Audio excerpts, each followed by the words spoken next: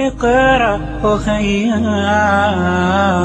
ورتل القرآن اصبح بصوتك اسمع الأكوان اقرأ كلام الله.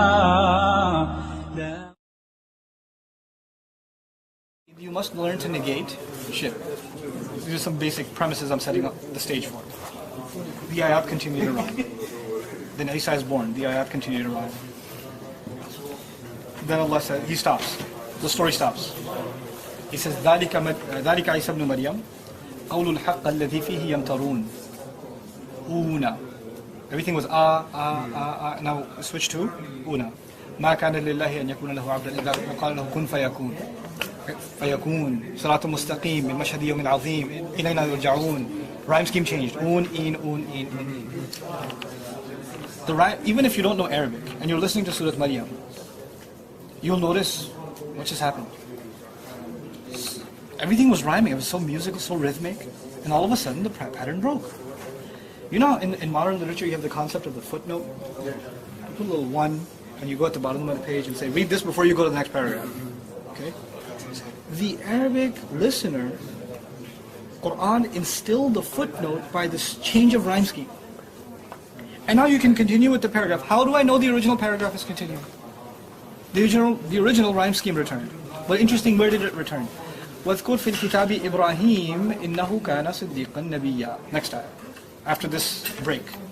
Ibrahim represents what? Alayhi salam. Abu Tawheed, father of Tawheed. Yes? Wow. Well, before you get to Tawheed, you need to address the problem. And the main problem is that with Isa. So it's special address, breaking the rhyme scheme. Now you can, as usual, go on, study the story of Ibrahim, keeping in mind you have to maintain Tawheed. It's incredible. So this was never done before. This device was never used. And it has to be explained this way. But to the listener, to the careful listener, this was happening all seamlessly. And that's what we forget sometimes when we get to the technical studies of Quran. We forget that at the end of the day, it was a conversation coming out of the mouth of a man, the words of Allah coming out of the mouth of a man, and some skeptic is listening. Oral tradition. An oral tradition. The essential difference between a believer and disbeliever of that time is they both agree those words are coming out of that man's mouth. They both hear the same exact voice. They just, one says it's his words, one says no, there's an invisible source that's relaying these words. They're not his. That's the only difference. But they're both sitting in the same audience, same lecture, same talk. You know? So it did take it. But the study is, how did it nuance, how did it enhance the communication and the communication psychology of the Quran? The transition, the sajah and then the break. Then again, there's a study of this difference in style between Makkan and Madani Quran. Yeah, there is. There's a big difference. So here's short ayat, quick firepower rhyme schemes.